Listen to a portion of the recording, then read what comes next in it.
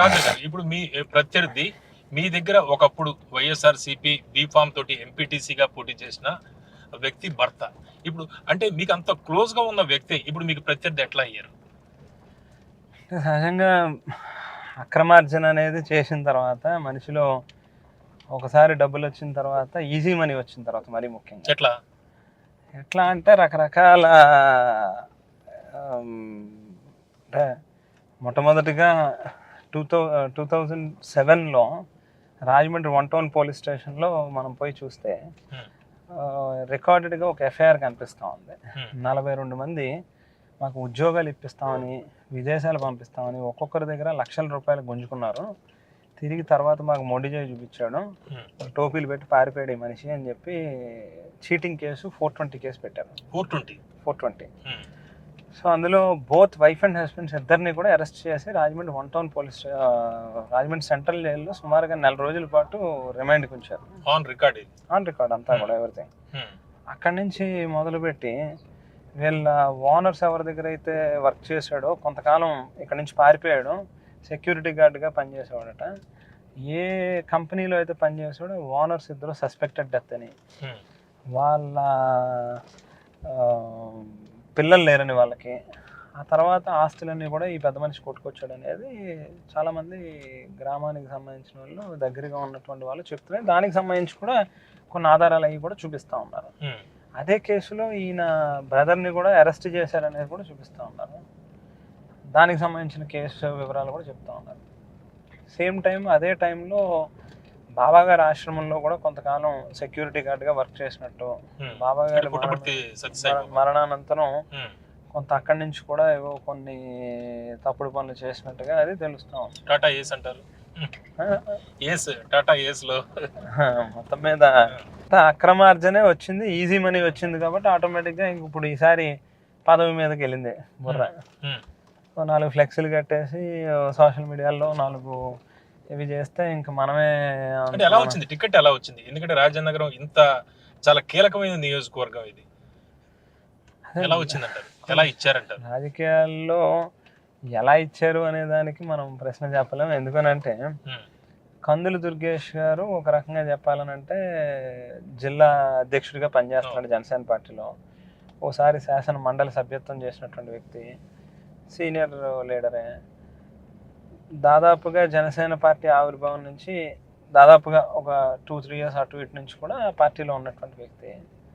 So అటువంటి వ్యక్తిని రూరల్లోనేమో ఆయనకి ఖచ్చితంగా టికెట్ ఇస్తానని చెబుతూ వచ్చి ఇవాళ ఆయన తీసేసి ఈయన పెట్టాడంటే నిజంగానే అక్కడే ఇందాక చెప్పినట్టు పవన్ కళ్యాణ్ గారి యొక్క రాజకీయ పరిణితి ఎంత ఉంది అనేటువంటిది అర్థం అవుతుంది. అంటే పరిణితి లేకపోవడమా లేకపోతే ఇంకేదైనా కారణాలు ఉన్నాయంటారు?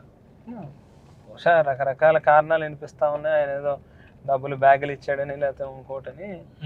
ఎవరు ఇచ్చారు? బలరామకృష్ణ గారు, బత్తుల బలరామకృష్ణ గారు పవన్ కళ్యాణ్ గారికి బ్యాగులు ఇచ్చారు. పార్టీకో పవన్ కళ్యాణ్ గారికో మొత్తం మీద బ్యాగులు ఇచ్చాడు అనేది చెప్తా ఉన్నారు. ఏదేమైనా ఈ మనిషి ఏం పెద్ద గొప్ప అంటే మీరు ఆరోపణ చేస్తారు కాబట్టి మీకు కొంత అవగాహన ఉంటుంది, లేకపోతే మీకు చెప్పిన వాళ్ళు ఎంత ఇచ్చారని మీ దగ్గరకు వచ్చిన ఇన్ఫర్మేషన్ ఎంత ఇచ్చారనేది ఇది విన్నవాళ్ళు అది కూడా వినుంటారు కదా మీరు. అంటే ఇక్కడ ఒకటే నేను చెప్తుంది ఏంటంటే ఇతనేమి రాజకీయ నేపథ్యం ఉన్నవాడు కాదు, చాలా గొప్ప పేరు ఉన్నవాడు ఏం కాదు, బలమైన నాయకుడు కాదు. అటువంటిప్పుడు సడన్ గా తీసుకొచ్చి ఒకేసారి తెర మీద అభ్యర్థిగా పెట్టారు అని అంటే ఏదో ఒక కాన్స్పిరసీ ఉందంటారు, ఏదో ఒక షార్ట్ కట్ లోనే సమ్ కైండ్ ఆఫ్ ఏదో ఒక మభ్య పెట్టడం చేస్తేనే కదా అటువంటి పనులు చేసేది, అతనికి అవకాశం ఇచ్చేది, లేకపోతే ఎందుకు ఇస్తారు? ఓకే, మీ ట్రస్ట్ కి సంబంధించి దాదాపు 4 దశాబ్దాల నుంచి జక్కంపూడి గారు ఫ్యామిలీ అంతా కూడా, మీరు కావచ్చు లేకపోతే మీ బ్రదర్ గణేష్ గారు కావచ్చు, మీ మదర్ విజయలక్ష్మి గారు, మీ వైఫ్, వీళ్ళందరూ కూడా ఈ సోషల్ సర్వీస్ వీటిల్లో పాల్గొన్నారు. మొత్తం ఇప్పటిదాకా అంటే ఇప్పుడు ఈ ఎన్నికల టైంలో చెప్పాల్సిన అవసరం కూడా మీకు ఉంటుంది. ఇప్పటిదాకా ఎంతమందికి మీరు సర్వీస్ చేశారు? ఎంతమందికి అనేది లేదన్న, కష్టం వచ్చింది అని ఎవరైనా వస్తే ఖచ్చితంగా దానికి స్పందించడం, దానికి ఏం లెక్కలేసుకుని ఇంతమందికి మనం పని చేయాలి అనేది ఏం లేదు. ట్రస్ట్ అనేది యాక్చువల్గా అయితే నాన్నగారు చనిపోయిన తర్వాత స్థాపించింది. సో సో దాని మీద కొన్ని యాక్టివిటీస్ నిరంతరం అదొక సపరేట్ వింగ్ కింద దానికి ట్రస్టీస్ ఉన్నారు కొంతమంది. అంటే పార్టీలకు సంబంధం లేకుండా జరుగుతుంటుంది ఇక్కడ పార్టీలకు activity. అతీతంగా సర్వీస్ ఓరియంటెడ్ గా జరుగుతూ ఉంటుంది. మీరు ఎమ్మెల్యేగా ఉన్నా లేకపోయినా ఎప్పుడు దీనికి ఇక్కడ డబ్బు ఎట్లా వస్తుంది దీనికి? చాలా మంది పూర్వం నుంచి కూడా నాన్నగారు ఉన్నప్పటి నుంచి కూడా మాకు ఏది మనం ఏదో ఆర్థికంగా బలంగా ఉండి చేసేటటువంటి పనులు కాదు ఇవన్నీ కూడా. కేవలం చాలా మంది స్నేహితులు, చాలా మంది మనం చేసేటటువంటి పనులని గుర్తించి వాళ్ళ సహకారాన్ని కూడా చేయూతనిచ్చి ముందుకు నడిపించేటటువంటి వాళ్ళ యొక్క సహకారంతోనే నడుస్తున్నాయి ఇవన్నీ కూడా. మనం ఏదో పెద్ద బాగా ఆర్థికంగా బలమైనటువంటి వాళ్ళం, లేదా బాగా వ్యాపారాలు చేసి అదే పనిగా సంపాదిస్తున్నటువంటి వాళ్ళమనే కాదు. జస్ట్ చాలామంది యొక్క సహకారంతోనే మనం చేస్తున్న పనులు కొంతమందికి వాళ్ళు చేయడానికి వాళ్ళకి స్కోప్ లేకపోవచ్చు, మనలాంటి వాళ్ళు చేసే వాళ్ళ ద్వారా చేయించేటటువంటిది చేయొచ్చు. సో అట్లా చాలామంది సహకారంతోనే జరుగుతున్నాయి కార్యక్రమం. ఓకే, నియోజకవర్గానికి సంబంధించి అంటే ఇప్పటిదాకా మీరు ఏం చేశారు, భవిష్యత్తులో మీరు ఏం చేయబోతున్నారు, మీ విజన్ ఏంటి? 5 సంవత్సరాల మన పాలన ఐదు మాటల్లో చెప్పాలనంటే 1158 కోట్ల రూపాయలతో అభివృద్ధి కార్యక్రమాలు చేస్తాం. వివిధ శాఖలకు సంబంధించి అభివృద్ధి కార్యక్రమాలు. మరో 1142 కోట్ల రూపాయలు ప్రజల అకౌంట్లలోకి నేరుగా ఎవరికి లంచం ఇవ్వాల్సిన అవసరం లేకుండా, చేతులు చాచి ప్రాధాయపడాల్సిన పని లేకుండా వాళ్ళ అకౌంట్లో డబ్బులు పడ్డాయి. వెల్ఫేర్ అది ప్రజల అకౌంట్లో, కేవలం మా నియోజకవర్గానికి సంబంధించిన లబ్ధిదారుల అకౌంట్లో. మరొక 20,172 కుటుంబాలకి ఇళ్ళ పట్టాలు ఇచ్చాం. అక్కడే హౌసింగ్ లోన్లు కూడా ఇస్తున్నాం, సబ్సిడీ లోన్లు. ఇక 4వది వ్యవసాయం. రైతులు గతంలో మొదటి పంటకు నీళ్లు కావాలంటేనే చాలా ఇబ్బంది పడి పరిస్థితి ఉండేది. ఇవాళ 2వ పంటకి సైతం పుష్కలంగా సాగునీటిని అందిస్తున్నాయి. ఇవాళ నీళ్ళు ఇవ్వడం అంటే జస్ట్ నాట్ సాగునీరుని ఇవ్వడం. దానివలన రైతు జనరల్గా 2 పంటలకి సంబంధించి, ఖరీఫ్ అండ్ రబీ 2 సార్వా దాల్వాకి 2టికి సంబంధించి రైతు దగ్గర చాలామంది ఎక్కువ శాతం మంది కౌలే చేస్తుంటారు. వాళ్ళు 2 పంటలకి సంబంధించి తీసుకుంటారు. బట్ ఒక పంట వేయడానికే నీళ్ళు అందించే పరిస్థితి ఉండేది కదా పూర్వం. ఇవాళ 2 పంటలు వేసుకోవడం వలన కౌలు డబ్బులు మిగులుతున్నాయి. అదనంగా ఈ 2వ పంట మీద వచ్చేటటువంటి డబ్బులు కూడా అదనంగా లాభం కింద రైతుకు మిగులుతూ ఉంది. అట్లా చెప్పుకుంటూ వెళ్తే agriculture market committee, procurement centres, గోడౌన్లు ఇప్పుడే చూసాం మనం, గోడౌన్ నిర్మాణం చేసాం. పిఎస్సిఎస్ సొసైటీ భవనాల యొక్క నిర్మాణం చేసాం. పాడి రైతులకు కూడా జగనన్న పాల విలువ, ఈ BMC bulk milk chilling units నిర్మాణం చేసాం. ఇవన్నీ వ్యవసాయానికి పెద్దపీట వేస్తూ రైతులకి మంచి చేస్తున్నటువంటి కార్యక్రమం. అంటే జగన్మోహన్ రెడ్డి గారి గవర్నమెంట్ లో వెల్ఫేర్ స్కీమ్స్ మీద పెట్టిన దృష్టి డెవలప్మెంట్ మీద పెట్టలేదని చెబుతున్నారు.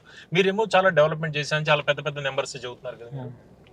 ఇవాళ డెవలప్మెంట్ అనేటువంటిది ఒక్కొక్కరి ఫార్ములా ఒక్కొక్కలా ఉండొచ్చు. చంద్రబాబు నాయుడు గారికి డెవలప్మెంట్ అంటే ఒక అమరావతి, ఒక 7 చదరపు కిలోమీటర్లు వైశాల్యంలో అక్కడే ఒక 4 భవనాలు కట్టడం, అది కూడా టెంపరీ బిల్డింగ్లు అని చెప్పడం, ఓ 4 అద్దాల మేడలు కడితే ఇక అదే అంత కాదు ఇంత కాదు, ఇదే సింగపూర్, ఇదే మలేషియా అని చూపించే ప్రయత్నం. జగన్మోహన్ రెడ్డి గారి తాలూకా ఫార్ములా, లేకపోతే ఆయన తాలూకా అభివృద్ధి అనే దానికి ఆయన డెఫినేషన్ ఏంటి? రాష్ట్రంలో ఉన్న 26 జిల్లాల్లోని, అది ప్లెయిన్ కాన్స్టిట్యున్సీలు కావచ్చు, లేకపోతే ట్రైబల్ కాన్స్టిట్యున్సీస్ కావచ్చు, ఏదైనా సరే ప్రతి ప్రాంతం కూడా అభివృద్ధి చెందాలి. ప్రతి ఒక్కరికి కనీసం ఇల్లు అనేది ఉండాలి. ప్రతి ఒక్కరూ వాళ్ళ కాళ్ళ మీద వాళ్ళు నిలబడగలిగేటటువంటి ఆర్థిక స్తోమతని వాళ్ళకి ఎదగలిగే పరిస్థితిని తీసుకుని రావాలి. ఇటువంటి అన్నీ ఈయన తాలూకు డెఫినేషన్.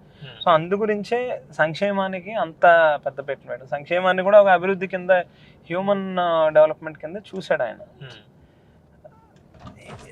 ఇంకా అదర్ సైడ్ మన డెవలప్మెంట్ అని అంటే, వేళ ఇప్పుడే మనం చూసాం కోర్ట్ క్యాష్ వల్ల కళ్ళెదురుగానే పూర్వం లేనివి ఇప్పుడు ఉన్నవి. రైతు భరోసా కేంద్రం కనిపించింది, ఆ పక్కనే బల్క్ మిల్క్ చిల్లింగ్ యూనిట్, పాల కేంద్రం అది కనిపించింది. ముందుకెళ్తే గ్రామ సచివాలయం కనిపిస్తుంది, గోడౌన్ నిర్మాణం చేసాం,